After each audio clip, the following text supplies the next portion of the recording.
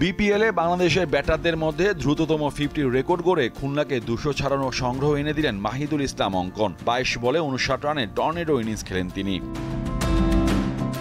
Toss হেরে bat করতে নেমে চিটাগং কিংসের বোলারদের নাবিশ্বাস তুলেছেন এই ব্যাটার। সাথে ছিল অস্ট্রেলিয়ান ওপেনার উইলিয়াম বশিষ্ঠর উইলো। টি-20 ক্যারিয়ারে প্রথম 50ও তুলে নিয়েছেন তিনি। খেলেন 75 রানের অপরাজিত ইনিংস।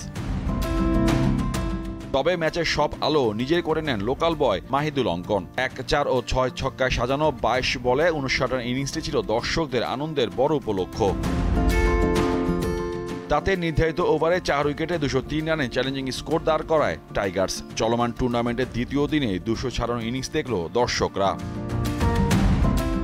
জবাবে দারুণ এক শুরুর প্রত্যাশা করা চট্টলাবাসীদের রীতিমতো কষ্টই দিয়েছে চিটাগং কিংস। 75 রানে 8 উইকেট হারিয়ে এবারের আসরে সর্বনিম্ন রান সংগ্রাহকের তালিকায় নাম লিখাতে যাচ্ছিল তারা।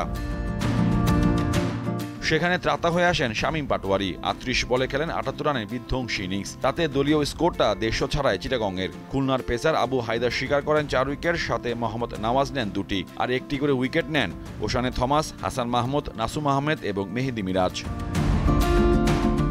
মোহাম্মদ হাসিব, দীপ্ত স্পোর্টস। আগামী গড়ার সময় এখনই। আমরা আছি আপনাদের পাশে। Smart laptop, shaping the future.